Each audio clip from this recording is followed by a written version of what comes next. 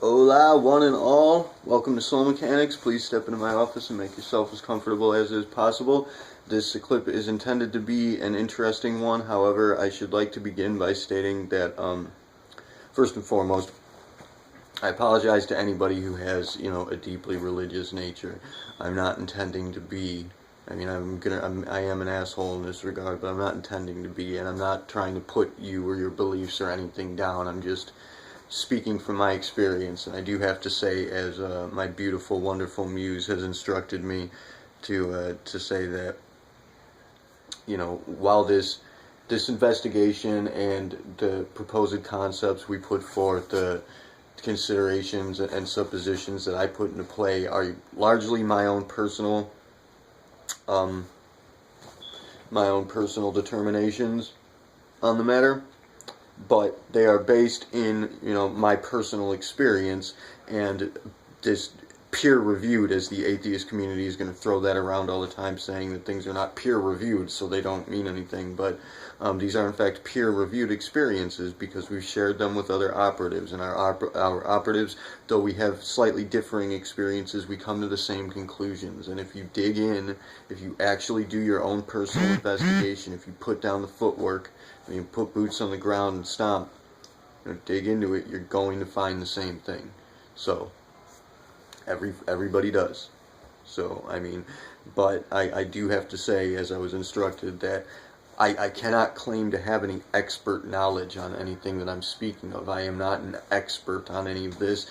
I do not actually know anything about any of this absolutely for certain. That is not really a determinable possibility. But I can say for certain that nobody else can either. So you're going to have to keep that in play, especially those hardcore atheists out there that,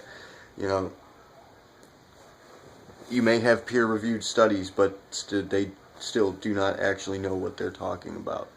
There's a lot to our world and to our scientific method and everything that we've kind of flunked on. Bloopers everywhere. So people like to claim to know everything when they in fact do not. I'm going to put forth my own suppositions and the propositions that are given to me by the group, by the Remnants program, and our findings in our collective investigation here, our peer-reviewed experiences. But that is all it is. It's not expert knowledge. There are no absolutes here. And please bear with me on this one, because I've already screwed this up a few times now. And I know I'm boring, but I'm giving you gold here, so work with it and spend that time on fascinating things. Anyways, this is the Shattered Visage installation for our initial course, Secular Theology, of course, which this is going to be the one that, this course is going to be the iffy one where people are not going to take to it well, because people are either going to be there's this divide, this rift that we're working with, where some are going to be on the kind of atheist or agnostic side, or they're going to be on the highly, deeply religious or spiritual side. And I'm going to have to go ahead and state, as usual, neither of them are correct. This is very simple. It's right in your face. I'm going to go ahead and begin by saying that, as with any cult, the first and most heavily enforced law or rule is always going to be regarding consultations. Inductees into these cultist influences are instructed first and foremost to consult only those who host the clergy or are afforded some level of resident tenure in the community. In many, if not most cases, members of the flock, right there, that term presenting a value implying that the members or the inductees are sheep to be herded by some designated shepherd and to be used as resource material. It's a farming term. So, right there, it's presenting that value, that implication. Now, the sheep are actually warned against seeking any knowledge or research outside of the community in question, and in many cases even threatened with penalties for doing so.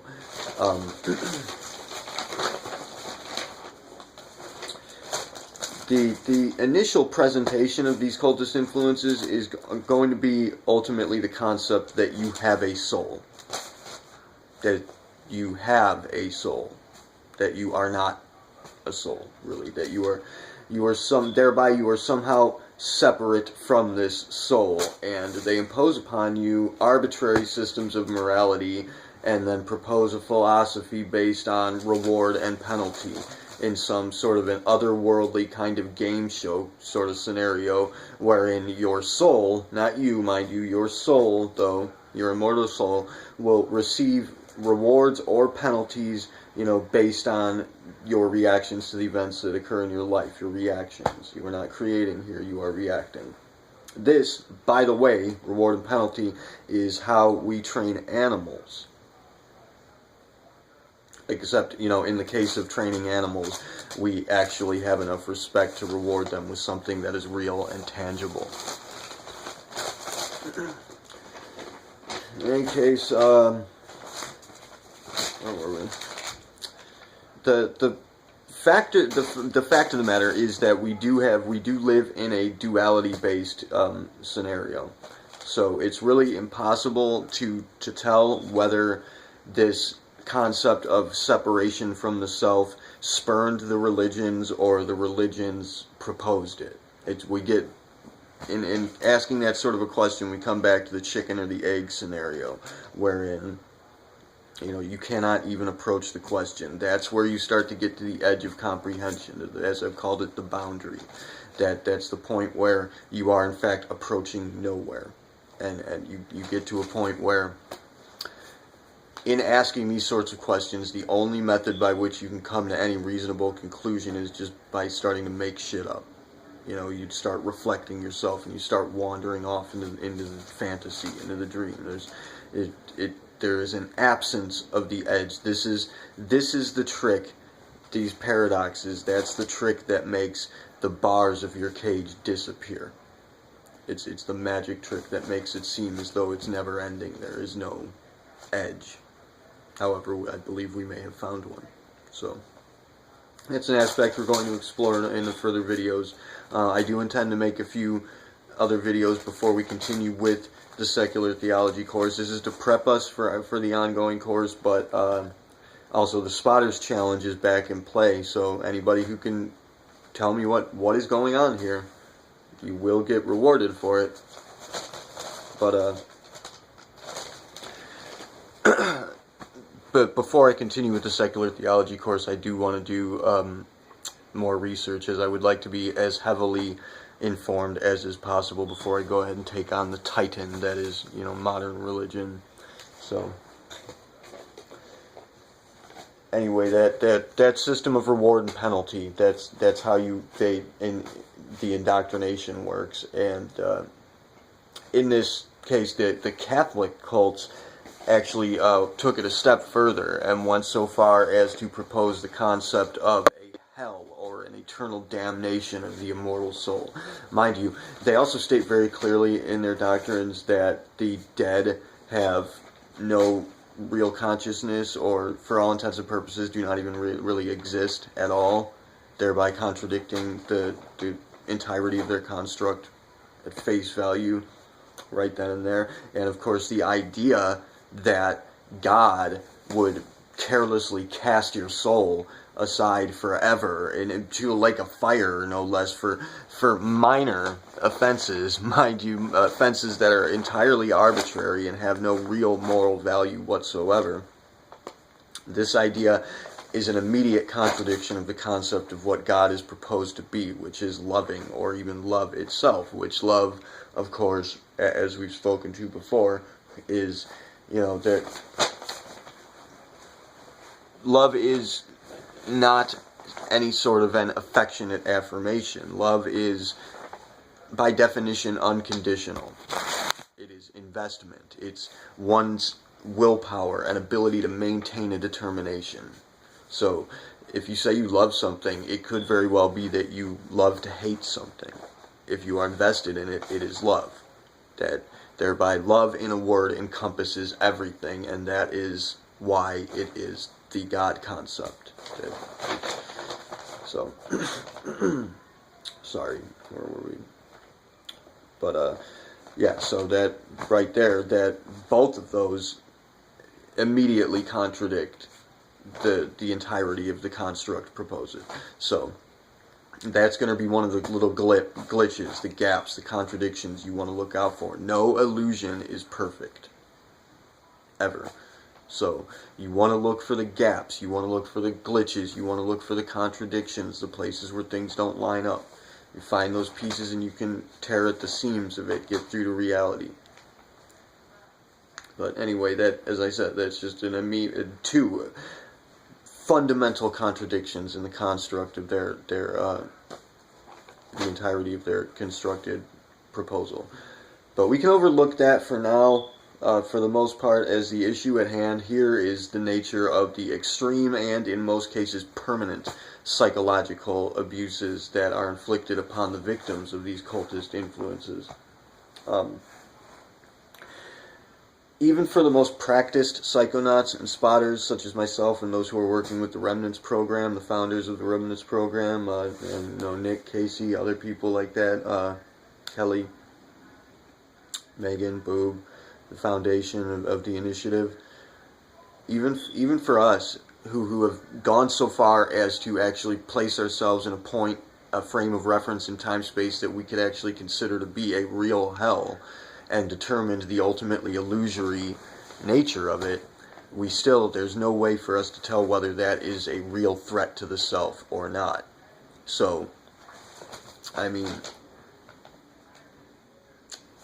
that's going to be one of the fundamental tenets of the indoctrination involved in being initiated into these cults, is the belief in impending threat of divine judgment and eternal damnation. This is really kind of a rape of the soul, and it's a psychic abuse. It's a physical abuse. Obviously, the psyche is going to be affecting the physiology. If you believe that your physiology is what's creating your psyche, you're looking at it backwards. Again, time is moving in reverse.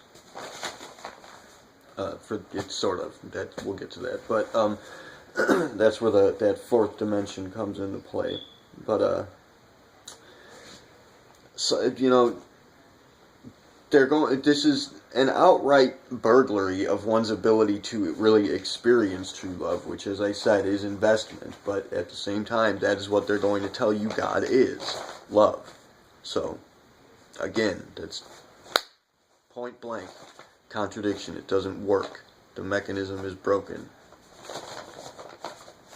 So, that's the indoctrination involved here is they're indoctrinating their people to fear their own nature, and their true connection to the real living God presence in their lives. They are imposing a divide, or at least impressing a divide between what they're impressing, or what they are proposing to be the reality of nature, and what you truly are. They are tricking you into believing that you are nothing more than a biological machine with no real essence or, responsibility whatsoever. And that God, the soul, is not only somehow separate from you, but, that it cares so very little for you that it would go ahead and cast you away forever. This is, a slap on the wrist. It's just poor management. But causing for somebody to truly fear for their soul and believe that their soul is in danger, that they're in danger for eternity, no less, that, for me at least, seems to be an unforgivable trespass. I mean, forgiveness obviously is going to be something you want to do in all cases, but that is crossing a few lines, in my mind. I'm sorry if you don't see it, but that's what it is. We really have to kind of work on altering this. Give me a second. But we have to wake up, man, and this great divide on both sides of this rift, the atheists who firmly believe in science, and, of course, science is a tool that we're using, nothing wrong with that. But then there's religion, which is another tool that we're using for purposes that don't make a lot of sense when you get down to it. And there is no real division. This is a trick. These are the same thing.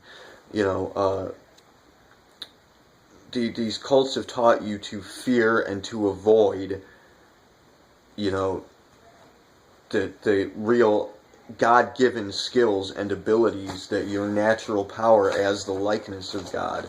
They have stolen from you your very essential being, because speaking things like by the way, fun fact, it was the Catholics who decidedly went ahead and made use of the door-to-door trick-or-treating, in Samhain, Halloween as we know it, to scam people out of goods and coin, while at the same time teaching that the very holiday itself is consulting the dead, or consorting with demons and the dead and shit like that, and just speaking to things like energy works. They're imposing a divide between you and your very spirit. They call themselves a spirituality, but they're dividing you from your spirit, and this is point blank obvious. When they speak to things like energy works, his chakram system, the nervous system, even it's your nervous system, and they're telling you not to play around with it. Lucid dreaming and the like, spell casting, shit like that. We've developed our consideration of communication itself from the word spelling. It's very obvious that that these are your essential factors. These are your vital impulse. They speak to these things and say that it's consorting with demons and shit, like just very absurdly outrageous accusations in regard to what these elemental factors are, which is just your natural being. The laws of attraction are always in play. You can never stop doing that. You are always doing it. Learning to do it appropriately, learning to use it as the tool that it was meant to be, that's your natural God-given ability as a human entity. That's what magic is. That's how magic works. Yet they're going to tell you that you're going to be damned for making use of it. That's what God is. That is your spirit. That is your spirituality. Your spirit technically is going to be your emotional system. In this regard, you have a psychological system, you have a physiological system, and you have an emotional system. These are, spurn forth from the basic groundwork of memory, gravity, relativity. And if you learn to use this, that's what magic is. But they impose upon you this divide between yourself, and what you are and what they say your soul is, which is not actually divided. And for what purpose, one might wonder. It's to serve that divide. It's to ensure that one seeks knowledge only from the thieves, from the con artists and charlatans who have violated your sanctity and abducted your person. And you will see this in every single one of these religions. They will instruct that conducting research outside of the, say, Watchtower Press, for example, or whatever given church in question, is not only dangerous and misleading, but even that there are to be penalties incurred for doing so. Now, as I said, it's poor management, but then take it a step further to cause people to fear, to have that kind of fear, and you can never get rid of that. That's permanent damage. There's no way for you to prove whether that's real or not. So, the atheists think they've gone a step above of it, but really they've just gone ahead and furthered it. What's happening. But before I continue that, say that we are going to be attempting here to dismantle this construct, and in dismantling this construct, we will likely wind up with various parts that we would like to remain intact. you know, we can't, it's going to be a tricky business here. We can't just go ahead and burn the thing to the ground, because there's too many people that are so deeply afflicted with cognitive dissonance that, you know, just removing this system entirely would lead to an epidemic crisis of, you know, a dissociative psychosis scenarios, that people would go into shock. So we have to kind of break out the psychic scalpel here and, you know, very delicately, surgically remove the poisonous elements of this while maintaining the aspects that actually function appropriately.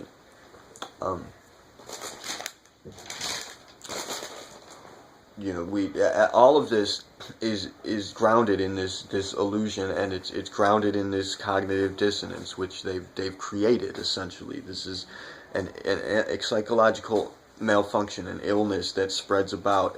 You know, like the atheists look at religion, modern religion. They've been duped by it. You know, most of the atheists that I've met, almost all of them, have been, you know, deeply involved with some sort of a religious occultist influence in the past, and they realized that they had been duped by it, so they cut and ran and decided to dismiss anything that comes under any sort of a spiritual context, seemingly perceived spiritual context, as being fraudulent. It must be fraudulent because my religion was fraudulent, wherein the fact of the matter is that it was only your religion that was lying to you.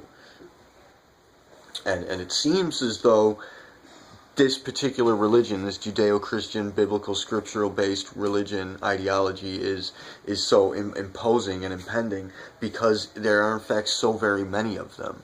They've split, they divide amongst themselves, and they break into factions, and they spread about, you know, each one instructing not to commune with the other because they're the only one that has the truth and nobody else has it, and everybody else is misleading and consorting with demons somehow.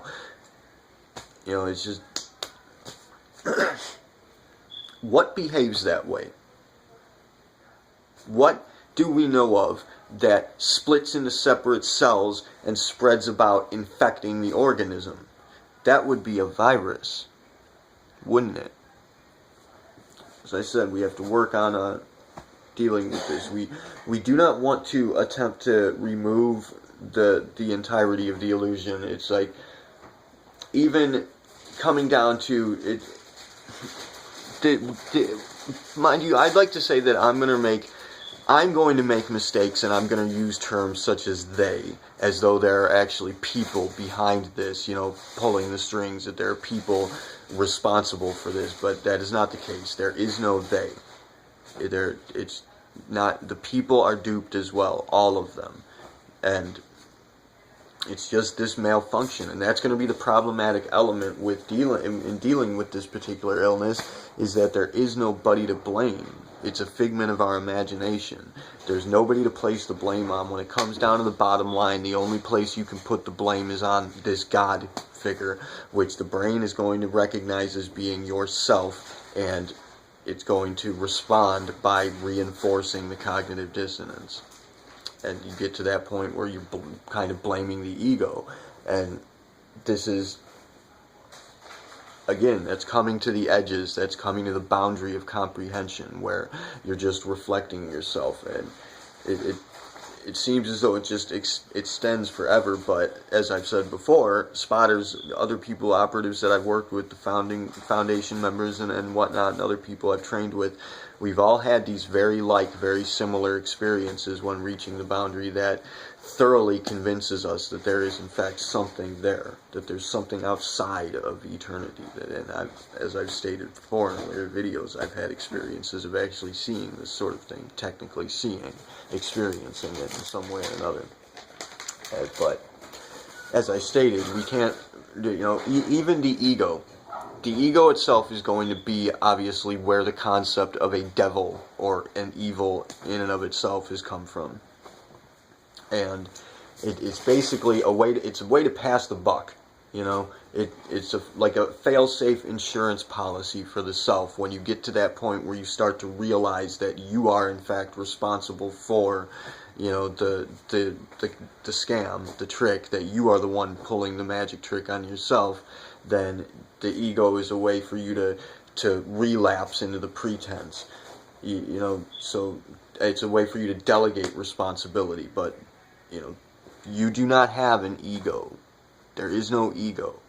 As I said, it's like a fail-safe. It's where you hit the boundary and you have a way to bounce back so that you don't wander off into nowhere, or perhaps even escape. That's a potentiality. We're getting to that point where people are beginning, we have various hypotheses and theories in play that are giving us values that would allow for us to perhaps cross the threshold. We're going to work on that. That's what the Remnants of Tomorrow program essentially is for. That's what it's always been for, exploring the boundary. But we can't really, as I said, we can't really eliminate the illusion. We require it, and we are in fact addicted to it. So, but we will in fact need to effect alterations in it, and we need to do it fast. So anyway, as I said, you know, if you removed that construct, that would put people in shock, and that is what is occurring with the atheist movement, the atheist uprising. They've been so traumatized by their past cultist influences that they've broken away, literally broken off from the integral property of the vital impulse, the pilot light for the engine of the soul, so to speak. They've broken away from the very mystery, and they've adopted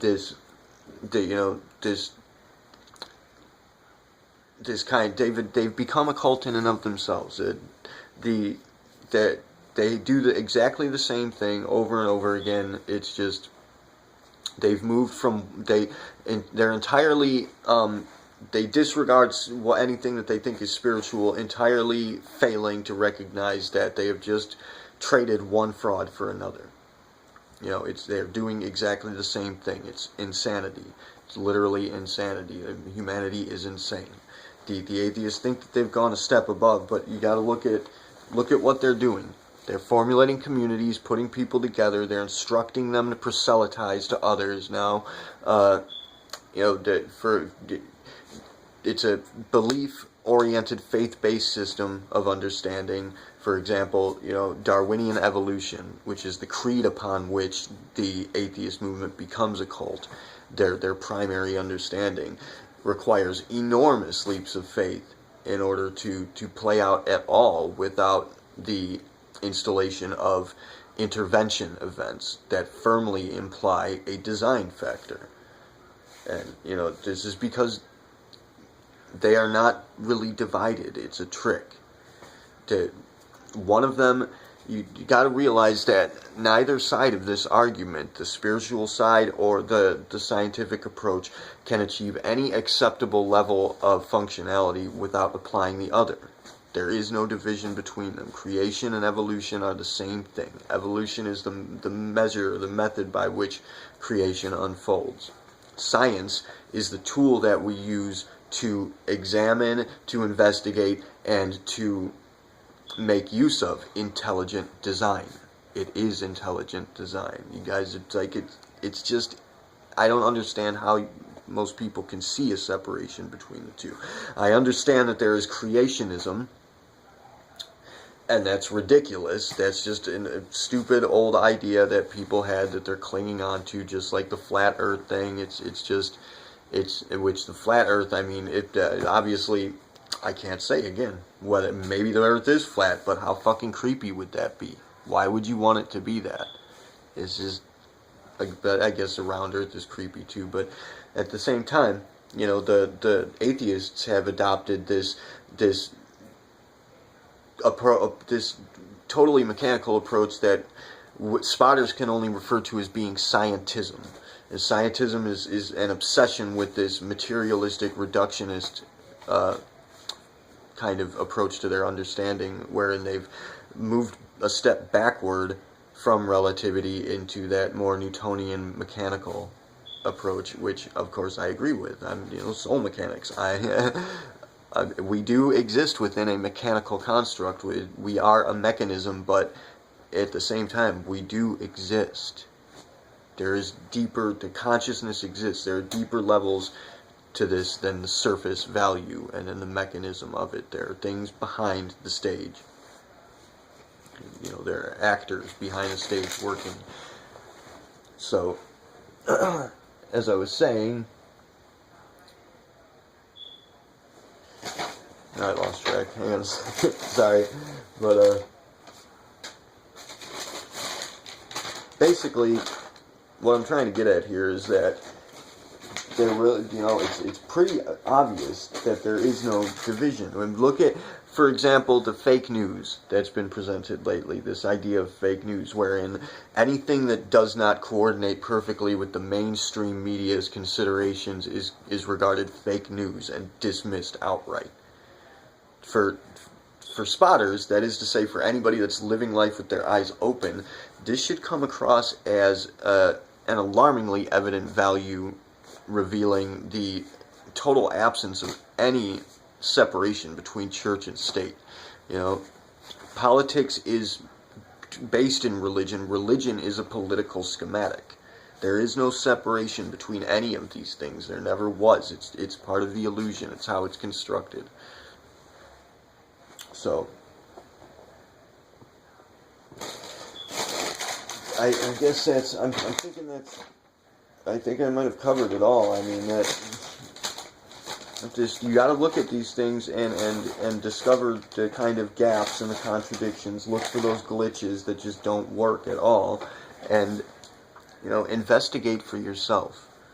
You cannot just go around taking somebody else's word for it on either side, and because neither side is correct without the other. You guys got to get together and find the true reality. You have to investigate yourself, and not only do you have to have your own personal experiences, but you have to share them with other people and come to a common understanding. That's what the Remnants program is about, and it's about us also pressing ourselves. It's what the initiative in its totality is about. Achieving unity, no division. There is no division here. It's a figment of our imagination, and it's this cognitive dissonance that's causing for us to cling on to our past sentiments and to pieces of ourselves that are broken and don't work properly, and just cause for us anything that's causing for you to divide from other people, anything that's causing for you to disregard other people. The initiative would like to promote that you go ahead and you investigate every avenue of interest. Every single source of information is valid to some extent or another. Even the crazy wacko, they have something to present. There are values in play. If you're a spotter, you're going to see the values. You're going to see what things mean. What things are actually, the world is speaking to you all the time. And that's what God is. It's your communion with nature and with reality itself, with the nature of reality. That's your only actual separation point, is where you are in the active process of observing. And your observation is affecting the nature and the construct of reality.